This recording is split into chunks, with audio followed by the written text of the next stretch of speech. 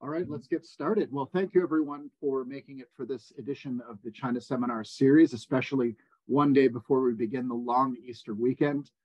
So we're really grateful to have everyone in attendance. I'll just a brief introduction of myself before we proceed to the acknowledgement of country and then introducing our speaker, Professor Le Lin. I'm Matt Galway. I'm a senior lecturer of Chinese history here at the ANU, scholar of Maoism and contemporary kind of Chinese politics and society. It is my pleasure today to present Professor Le Lin, who will give us a fascinating discussion today on the supplemental education industry in China. Before we proceed, just an acknowledgement of country. We acknowledge and celebrate the First Nations, the Ngunnawal and Ngambri peoples, on whose unceded traditional lands we meet, and we pay our respects to the elders past, present, and emerging. So I'll introduce Professor Le Lin very briefly here. Le Lin is Assistant Professor of Sociology at the University of Hawaii at Manoa. His research centers on organizations, work occupations, economic sociology, and social stratification in China. His first book, The Fruits of Opportunism, Noncompliance and the Evolution of China's Supplemental Education Industry, was published by the University of Chicago Press just recently in 2022, same year as mine, so that's awesome.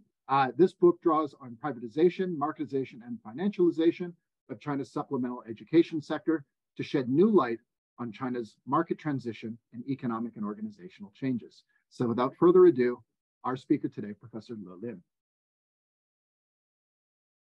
Okay, thanks a lot, Matt, for your very nice introduction. And thanks to ANU Australia Center on China in the World for hosting this. Thanks everyone for coming.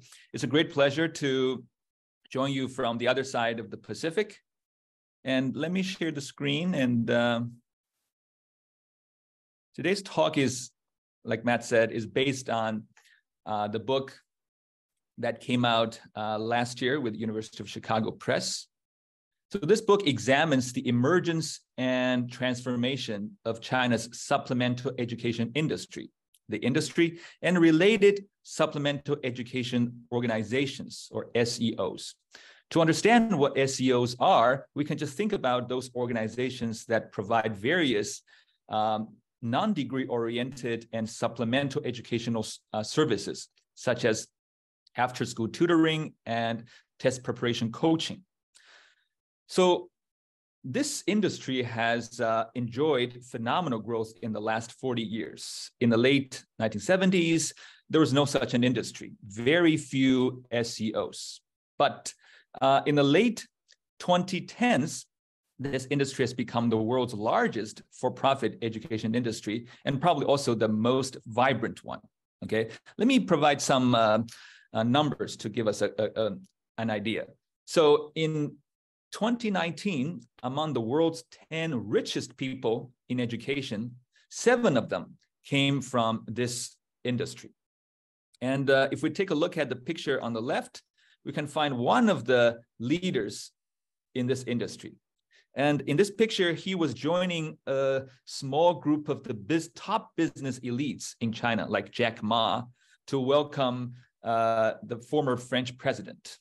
And he and among others, people in this industry are also the top donors of some of China's elite universities, like Peking University.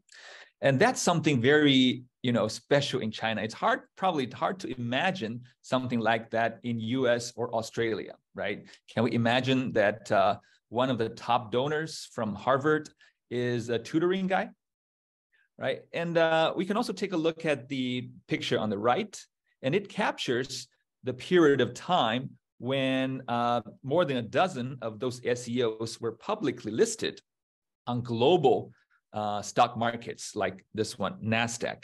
And after this wave, again in 2019, among the world's 30 largest education corporations measured by their value on stock market, 15 of them came from this industry. So how did this happen? And beyond, their economic impact, there's also the social impact, because increasingly this industry has become one of the major channels of education inequality and social stratification, especially given the fact that there's a high level of participation rate among coastal city urban citizens and very low rate in rural areas. Okay, but this change has, of course, there's the growth of size, but this growth was not only based on China's enormous population. So, for example, although the total population of China's K-12 student population pretty much remained constant from 2010 to 2018, the size of the K-12 tutoring submarket, as one of the most vibrant submarket of this industry, expanded more than 5 times within 8 years.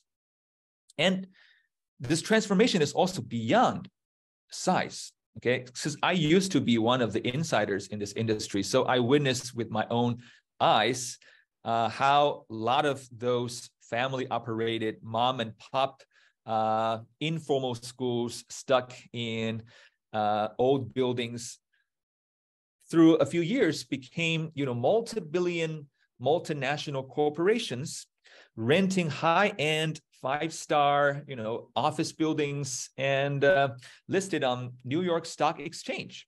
So how did this transformation happen? My book is trying to ask how and why did China's supplemental education evolve into a for-profit industry dominated by private, nationally operating, globally financed corporations, despite the series of government restrictions. Okay, so as you can see from the book, I list many other restrictions, but basically the initial intent of the government was not to develop this industry into a for-profit one, but rather an extension of China's socialist education system. And because of that, the government laid down, a series of systematic restrictions. And in addition to some of these I listed here, the government also had specific requirements on who can be founders, SEO founders.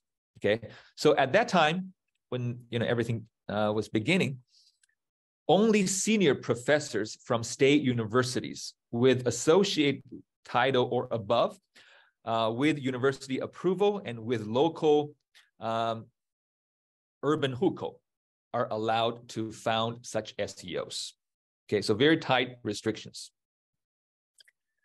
Let me also briefly go over some of the relevant literature. So as you can see, unlike SEOs in Korea, Japan, US, or many other countries, Chinese SEOs have experienced substantial privatization. Okay, an existing literature on education privatization, expansion of supplemental education usually adopt a top-down approach, which claims that these changes usually start with state-led policies or macro global forces. Okay, so for example, the neoliberal state literature usually argues that one of the reasons why we see the privatization of public sectors in China was due to the state retreat from public sectors. And this kind of voluntary retreat push some of those public sectors into the hands of the free market. Okay, apparently this explanation does not work very well in my case, because the Chinese government, when it comes to the supplemental education, the state did not take a hands-off approach and did not voluntarily retreat, but rather imposed on the systematic restrictions.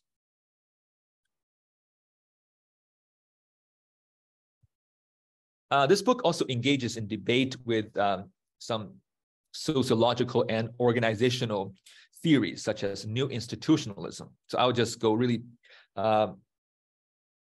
brief on this, but basically new institutionalism is trying to argue that it's really important to consider that it's important for organizations to comply with normative orders, and organizations that are ambiguous, unclear in their identities, or defy normative orders will usually be punished by the environment. Okay, and they also argue that usually organizational change happen when macro supra-organizational norm, okay, selects a new, clear, coherent organization, okay, instead of those organizations adapt by themselves. They are being selected, okay? And later we'll see that a lot of those assumptions, which is based on Western, highly institutionalized context, do not work very well in the Chinese context. And finally, very briefly about the literature on China's market transition. Later, my findings will answer, right, where did China's private sector come from, in addition to the knowledge we've already known, and the stratification during this transition. Okay, to put it in a simple way, stratification deals with who were the owners and who were the losers during this transition period, both on individual and organization level.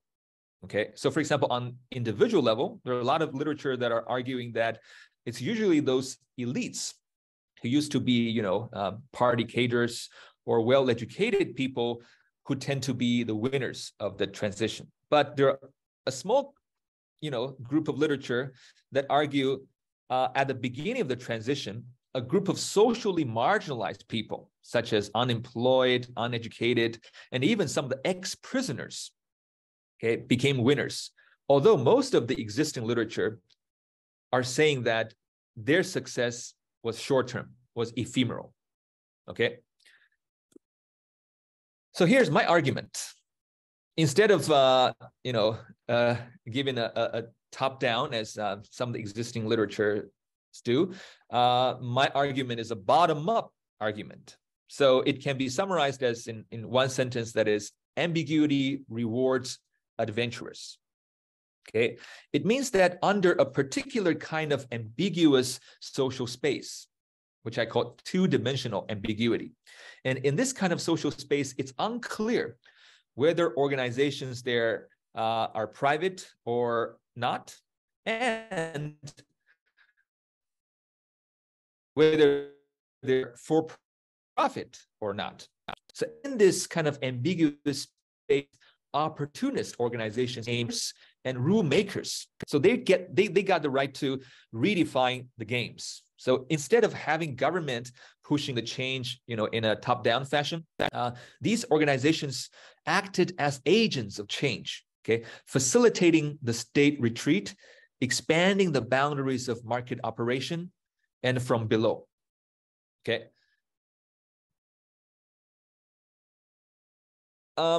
We can find a number of different ways to define opportunism. Okay, a lot of times if we open dictionaries, we'll see they're talking about opportunism instead in terms of guile, deception, right? Principle-less, short-term planning. But from a sociological point of view, guile and deception are basically deviation from, okay, or non-compliance with a set of social rules and norms, okay? And in this book, I discuss 3 dimensions of opportunism. The first dimension has to do with non-compliance with formal regulations, laws, okay, regardless of which industry we're talking about, right? And the second dimension deal with non-compliance with informal market norms.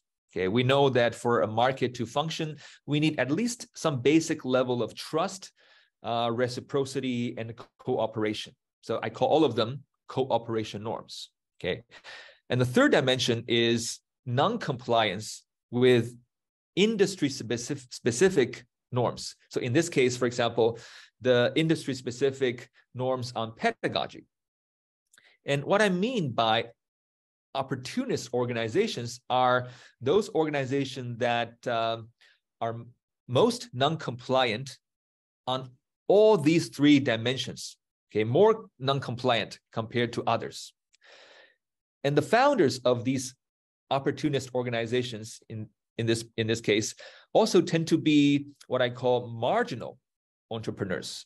And this includes two groups of people. One group of them are really socially marginalized, usually unemployed, uneducated.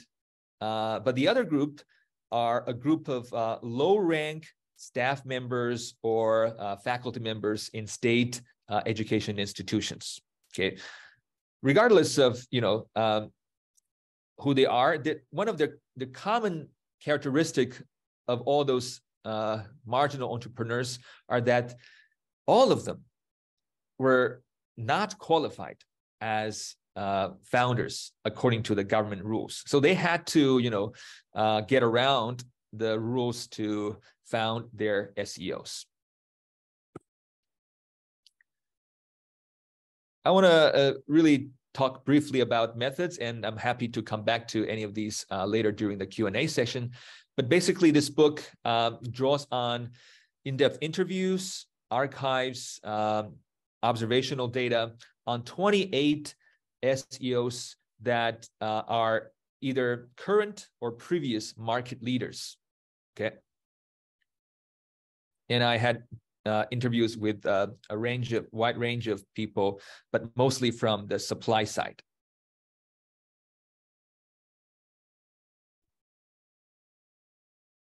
Now let me start my empirical part with this table on the two-dimensional ambiguity. We can pretty much put most of the organizations we know into one of the cells here, okay? So this table has two dimensions. One is ownership, clear or ambiguous. And the other is marketability, again, clear or ambiguous. By marketability, basically, I mean whether it's clear that it's for profit or not. Okay? If it's clear, we put it in this dimension, otherwise the other one. So we can think about most of the business organizations we know, and they usually will fit into the cell on the top left, right? For-profit business enterprises with clear ownership. Think about most of the business organizations, they usually have clear ownership, right? Whether they're privately owned or in other kind of ownership, and they're for-profit business, okay? But in this cell, in the lower left cell, okay, lots of the business organizations during the post-socialist transition, either for a short period of time or for longer, they had ambiguous ownership, such as Chinese township and village enterprises, or a lot of those enterprises in East Europe, right? It's clear they're for profit, they're business enterprises, but it's unclear whether they're privately owned, state-owned, or collectively owned. Okay. The third cell on the upper right are social business hybrid enterprises. Usually, it's clear who are the owners. Okay, but it's hard to understand whether they're really social businesses, social enterprises, or business for profit. Okay. But Chinese SEOs, along with some of other hospitals, so basically we can think about lots of the former socialist public goods industries and public goods enterprises, okay, organizations. They are ambiguous on both dimensions. Okay, that's what I mean by two-dimensional ambiguity. It's unclear whether they're private or not, and whether they're for profit or not. Even today, they're still ambiguous. Okay, even though some of us might know that there was a dramatic change in terms of policy in 2021. Okay, but still, the ownership and marketability remain highly ambiguous. So my explanation and my story begin with this 2 rounds of market leadership reshuffles among 3 organizational models. Okay, and here in this table, I'm featuring this first round of reshuffle, and I'm using a smaller case here. That is the Beijing's TOEFL GRE submarket. Okay, it's one of the most influential submarkets in this industry. And I can also show you later that the patterns we found in this submarket basically is applicable to other submarkets. Okay, at the beginning of this first reshuffle, that is in the early and mid 1980s, as you can see, all the top market leaders were state SEOs and intellectual SEOs. State SEOs are basically those SEOs that are affiliated with state universities or schools, okay?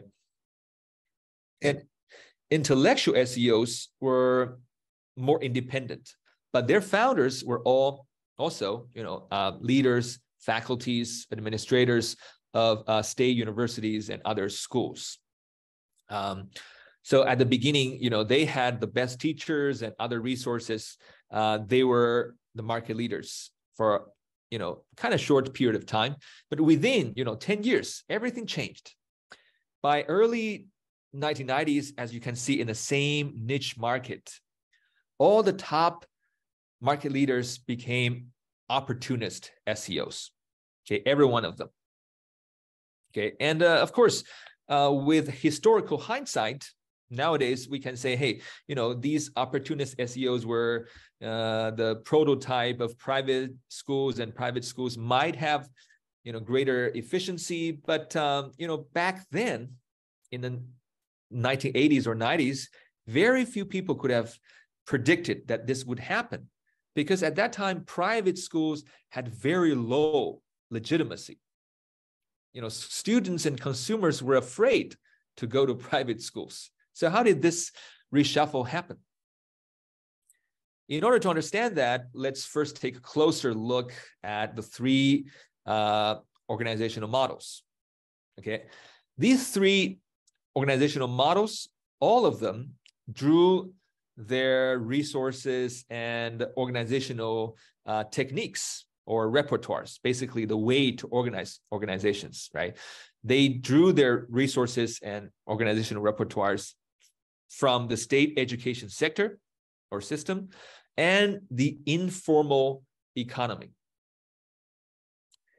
Basically, informal economy is, we can think about this as the underground economy, right? It has several features: part-time entrepreneurship, part-time employment, employment without formal contracts, very often cash transactions, and no tax.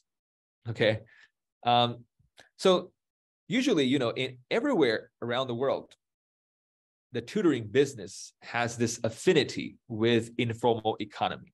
Lots of famous or large tutoring business or schools we know today, like Kaplan, they all started as home business, informal business. Okay, so it looks like there's in China too, in the 1980s, there's this natural affinity to organize as part of the informal economy. And there's also this tight connection with the state. And across all these SEOs, at the beginning, they all relied on teachers, facilities, information from the state universities. Okay, so that's why at the beginning, the way all of them taught those, TOEFL and GRE were all similar. At the beginning, the pedagogy was not a critical thing. They all taught those tests as if those tests were English, were about learning English. Okay. Having said that, these three models are also different from one another in terms of the relationship with the state and the informal economy. Okay, put it simply, state and intellectual SEOs had tighter connection with the state, and opportunist SEOs had, a closer relationship with the informal economy. And this is hard. This is pretty easy to understand, right? State SEO were affiliated with state universities. Intellectual SEOs, their faculty, their leaders came from state universities. So they relied on the best teachers from their affiliated universities. They had the best location. Usually their locations are closer to the test centers. Okay. They got the information, right? How and why, when did this become a profitable, nice business opportunity? Well, these SEOs had the best information source. But because opportunist SEOs did not have that kind of connection, they resort to a different source of resources and organizational techniques, the informal economy. So these opportunist SEOs were the pioneers to bring in people and other resources from the informal economy. They started hiring laid off workers as their classroom managers. Some of them even went so far as to hire street vendors. You have to be good speaker though, to hire street vendors as their teachers, which were unimaginable to state and intellectual SEOs.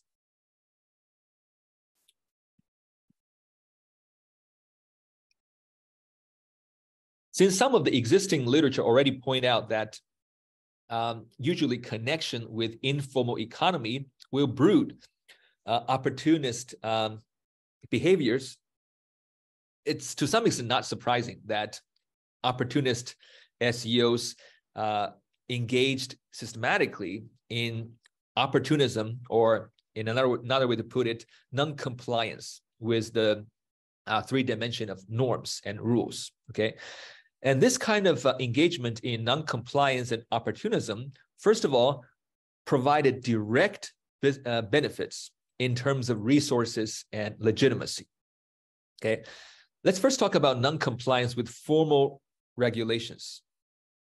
As I mentioned, all of those founders of opportunist SEOs, none of them was qualified as founders. Okay, so if they all played by the rule, none of them will be able to establish their schools. So they all found one way or another to get around this state regulation. Some of them pay a certain fee to establish a small school under another bigger school that are allowed to open. Right? And some others will pay a fee to someone just to use their ID, okay? Because those people with IDs are qualified as founders. So with all of these non-compliance with formal regulations, they were able to register their schools and start their entrepreneurship. Okay, although this kind of thing is not new for anyone who is familiar with the early market transition history. Okay, but the next thing is more interesting, is what I call advertisement war. Okay, so when everything started, first of all, for those state and intellectual founders, SEO founders, they didn't really think about this as a business. Okay, they still consider this as part of their universities, education programs, for community programs. So they usually just do very simple marketing. They just put a table at the front of their university and started recruiting, and they had nice business. But for opportunist SEOs, they really went so far as to make it as a cutthroat business. And one of their battlegrounds was the bulletin boards. Okay, the space for posters. So they were fighting for the most favorable space on those advertisement boards. Okay, and according to my interviews, almost every opportunist SEOs involve some kind of street gang members to fight for better spot and also guard their own spots. So when they put up their posters, they will send some people to just stand there and defend their space. And if someone else, like in this case, some other brands are coming and they want to put their poster there, we will defend our space by beating them, and sometimes there will be blood shed because they're stabbing and other incidents. Okay, so That's why there's a huge difference between opportunist SEO's way of doing marketing and the other two types of SEOs. And let's also talk about non-compliance with cooperation norms. Okay, as I mentioned, by cooperation norms, I mean market behaviors based on at least some level of trust, reciprocity, and cooperation. Okay, but for lots of those opportunist SEOs, because at the beginning they enjoyed such a low level of legitimacy, students did not trust them, so they, to some extent, they had to use fraudulent information to recruit their first batch of students. Okay, sometimes they have to put fake names at the registration form in order to show other students, see, some other students have already registered, so you are safe. Or in other cases, they just spread the words that their classes are getting full, which in reality are not, in order to to create this kind of hunger marketing. But the best example for this kind of non-compliance is opportunist SEOs fending off teachers' opportunism. So at that time, it's an early time of the market transition. There's basically opportunism everywhere. Okay, not only opportunism from those business leaders, but also from employees like teachers. When a large number of young teachers, especially, joined this business, they started all kinds of opportunist way of teaching. Okay, or another way, dealing with their bosses. Okay, very often they promised they would teach for a month, but when another competitor offered them higher salary, they just dump students and leave for the higher salary. And in other cases, they will threaten their employers by asking for a raise, and if it's not being realized, they will again immediately dump their classes and go to another institution. But the worst kind of opportunism from teachers was pulling students away, either taking your customers, your students, to another SEO, or sometimes they recruited and pull those students into a secret SEO under their control, so they don't have to pay the money to the employers. And this kind of opportunism really created the headaches for all kinds of SEO, their leaders, their administrators, okay, especially for state and intellectual SEOs. And those intellectuals, they were having such a hard time trying to deal with all of this opportunism. And a lot of times their organizations collapsed, not because they did not have students, but because their students were simply taken away by their teachers. Okay, and in order to fend off this kind of opportunism, SEO founders, leaders adopted two kinds of opportunist ways. Basically, it's using opportunism against opportunism. Okay, some of them took in a more coercive way, usually taken by those more socially marginalized people, right? Some of them I studied, they just sent people, some of the gang members, to beat up whoever dared to challenge their bosses. But it's more common for the opportunist SEOs to adopt non-coercive but opportunist strategies.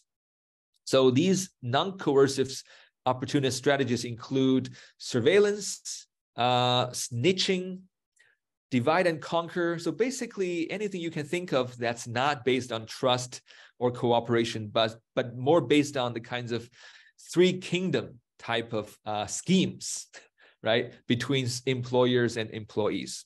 And here I'm showing you one of the examples.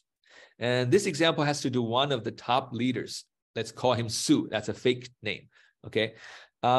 Because Sue at the beginning was not qualified as a founder, so he had to pay 15% of his revenue to the kind of umbrella organization that he was kind of running under, okay? And later he found that this really had a negative impact on his profit margin. So he started pulling students away to another secret school under his control. So for these students, he did not have to pay the money to the mother organization, right? But more interestingly is what happened next. When two teachers working for Sue, they found this actually as an opportunity for them to secretly take over this division by colluding with a competitor's founder. So they went to talk with the competitor's founder, and they were thinking about, also, later cooperating with the mother organization and take over this division. But Sue, as one of the opportunist SEO founders, he had very nice surveillance program. He went to, he heard what happened, among those teachers. He went to their homes. He promised them what will, some of the good rewards. He divided and conquered them. And by the dawn, the teachers agreed to switch and to work again with Sue. So this kind of revolution and coup d'etat did not happen. And that's why an opportunist SEO as this remained and sustained both the business competition and also internal fights. Okay.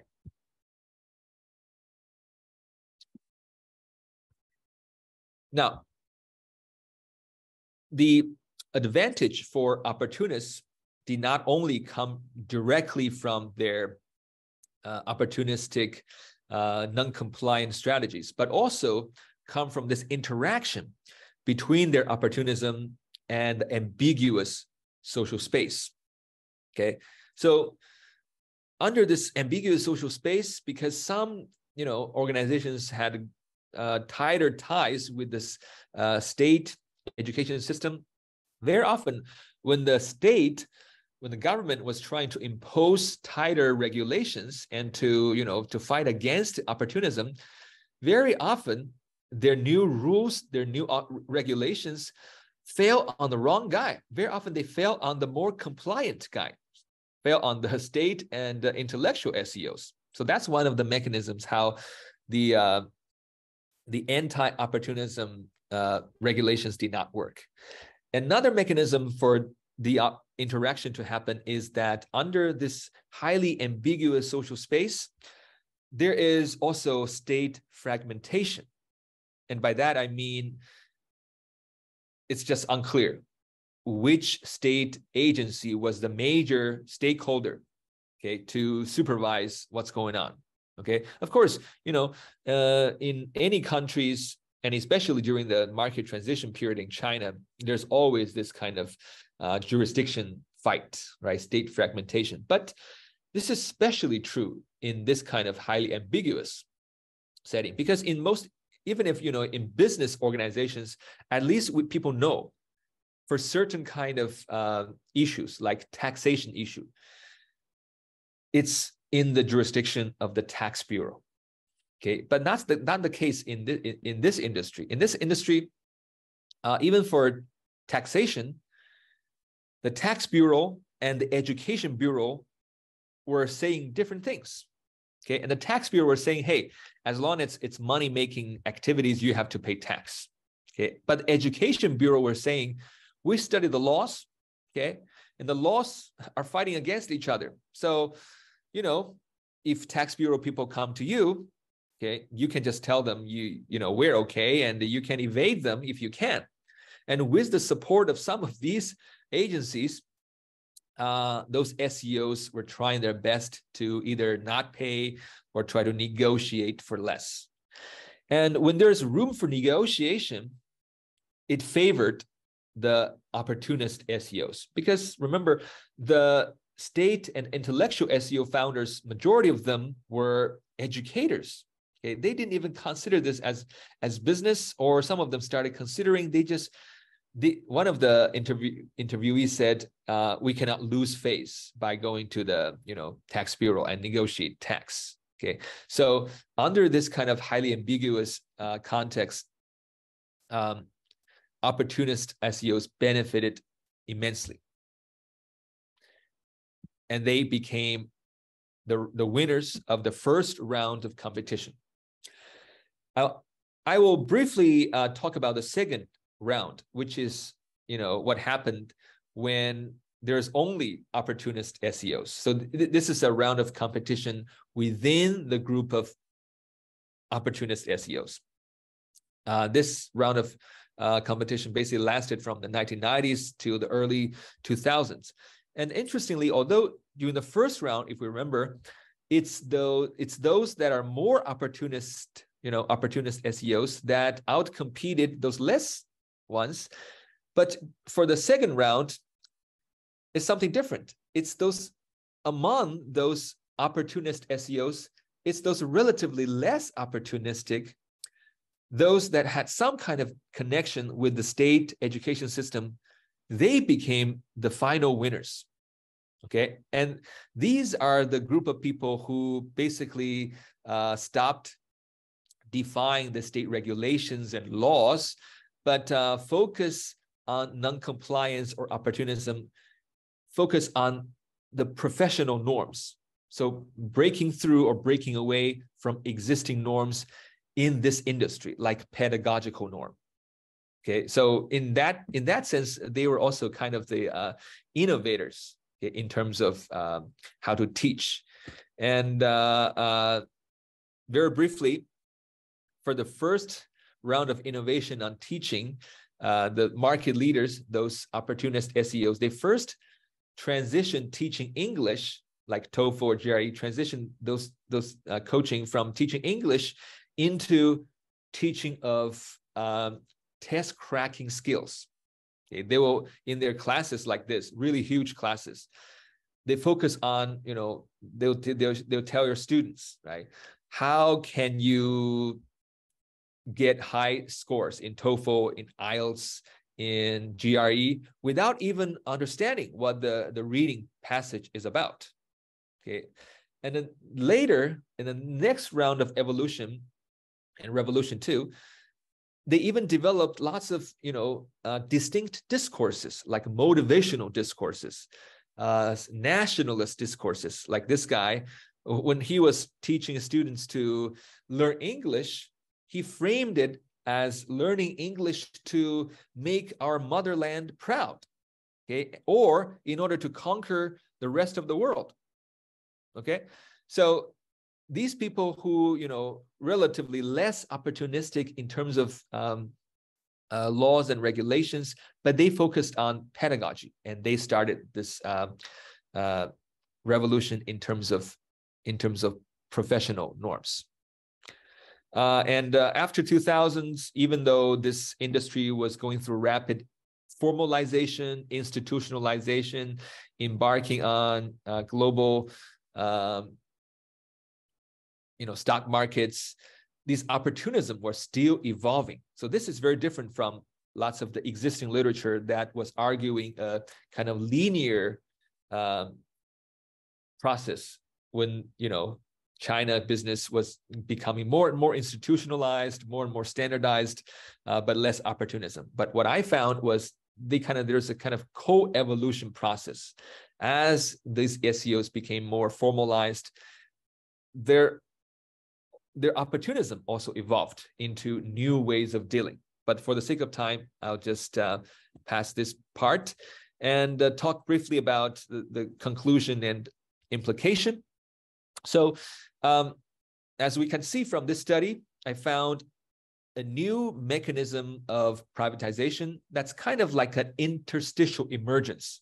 Okay, this group of formerly socialist public goods emerged as private business, with state education on one side and informal business on the other side. And this is very different from previous studies on where Chinese private sector came from.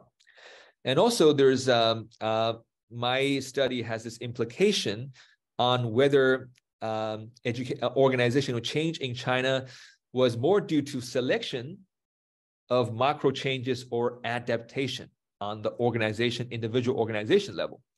And finally, a lot of institutional literature are arguing that it's the rationality that's acting as the engine of the market transition. But in my case, at least in the beginning of the market formation and transformation, opportunism played a huge role in pushing the formation of the market. Okay. And that's my talk. I welcome your comments and your questions. Thank you.